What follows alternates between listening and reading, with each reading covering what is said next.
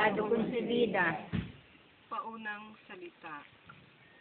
Ang kasalanan ay kinapaging alipin ng tao sa tatlong kaaway ng kaluluwa, sa demonyo, sa mundo, at sa masasamang pita ng katawan.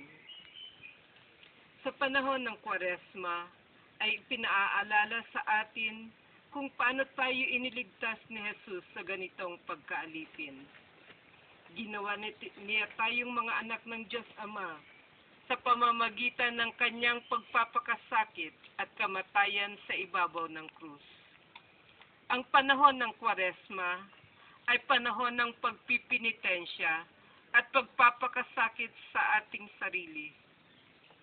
Sapagkat sa ganitong paraan lamang tayo makapagtatagumpay sa mga kaaway ng ating kaluluwa. Dito ay ating mararanasan ang dakilang pagpapakasakit na ito sa pamamagitan ng banal na luklukan ng mahal na ingkong, ang Diyos Espiritu Santo na si Santa Maria Virginia.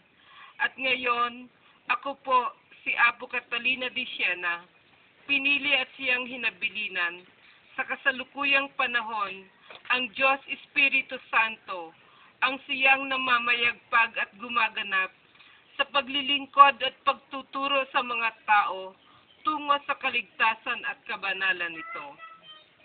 Sa bundok ng Kalbaryo sa Sacrifice Valley, na kung tawagin din ay lupang banal, ay pinangungunahan tayo ng mahal na ingkong sa pamamagitan ng kanyang mga pinili sa mga banal na gawain at adhikain ng pagpapakasakit, pagsisisi ng ating kasalanan, at pagtitikang magpapakabanal at dinamuli tayong lalayo sa Diyos na mapagmahal at mapagpatawad. Halina't lumapit muna muli tayo sa Panginoong Hesukristo, sapagkat siya talaga ang daan, ang katotohanan at ang buhay. At ito ay pinatutuhanan ng Diyos Espiritu Santo, ang mahal na ingkong, siya ngayon ang gumagabay sa atin at nagpapala tungo sa buhay na walang hanggan.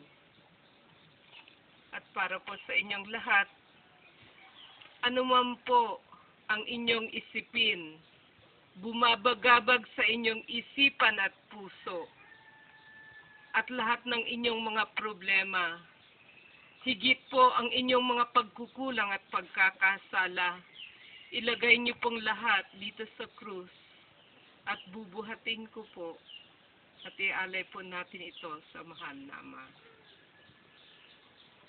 Magsisimula na po tayo.